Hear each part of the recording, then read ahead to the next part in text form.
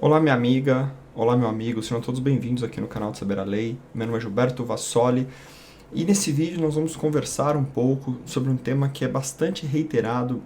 A gente discute muito esse tema aqui no nosso canal, aqui no canal do Saber a Lei, que é acerca dos verdadeiros requisitos, o que deve ser levado em consideração na concessão da aposentadoria por invalidez, que após a reforma da Previdência passou a ser chamada de benefício por incapacidade permanente.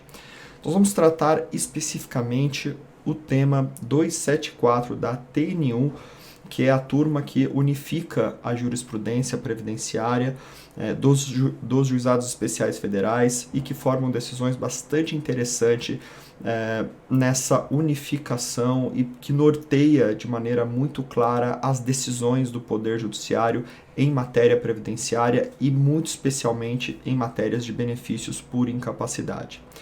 Bom, a gente tem falado aqui reiteradamente uma situação que acontece muito no mundo real, que atinge milhares de segurados.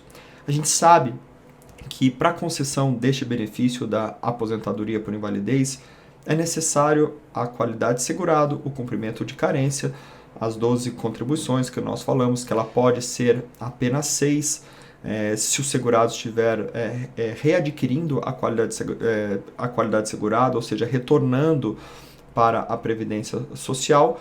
E o terceiro e último requisito, que é o mais importante, a incapacidade total e permanente para o trabalho. A grande pergunta que a gente sempre discute aqui e que atinge efetivamente milhares de segurados é se esta incapacidade total e permanente ela é um requisito absoluto. O que acontece efetivamente quando o perito, seja ele administrativo ou judicial, verifica que há ali um grau de incapacidade para o trabalho de forma permanente, mas ele não é total.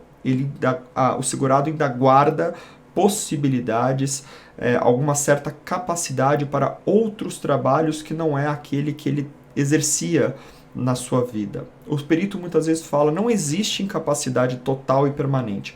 A incapacidade ela é parcial. Nestes casos específicos, deve efetivamente ser afastado a possibilidade de aposentadoria por invalidez? E a resposta é não. Isso porque a TNU, de maneira muito acertada, através do tema 274, estipulou a necessidade, nesses casos, da que a justiça leve em consideração aspectos subjetivos, como aspecto social, aspecto da idade, a escolaridade e todos os demais, inclusive aspectos de ordem cultural. Ou seja, mesmo num caso onde a incapacidade ela é parcial e não total, a justiça pode e deve conceder uma aposentadoria por invalidez, levando em considerações aspectos mais subjetivos, como a cultura, a escolaridade, a idade, aspectos sociais, inclusive aspectos regionais do segurado. Eu gosto muito de trazer um exemplo de uma pessoa que trabalha com esforço repetitivo, um trabalhador rural, por exemplo, que trabalha em um local onde não tem outras opções de trabalho, a não ser o esforço repetitivo, o trabalho em lavoura, por exemplo. Ele acaba atingido por uma doença, uma patologia na coluna, que não tira totalmente a sua capacidade, mas dificulta enormemente. Ele já tem mais de 60 anos, por exemplo. Não tem os requisitos para uma aposentadoria programada, mas ele tem 60 anos e uma incapacidade de fato parcial. Veja, meus amigos, como a gente pode falar em reabilitar uma pessoa dessa se no local onde ele trabalha, se no local onde ele vive, só tem aquele trabalho. O INSS não pode reabilitar ou oferecer uma nova profissão porque não vai servir para nada. Ele não vai conseguir se reabilitar no mercado.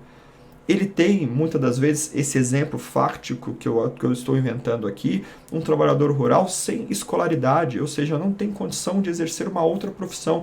Então vamos unir todas essas circunstâncias e vamos ter o senso crítico, e é isso que a jurisprudência, as nossas decisões têm cobrado dos nossos julgadores, que é ter um senso crítico. Uma pessoa que trabalha na zona rural, por exemplo, com mais de 60 anos e com uma incapacidade parcial para o esforço físico, ele não pode trabalhar em outra coisa.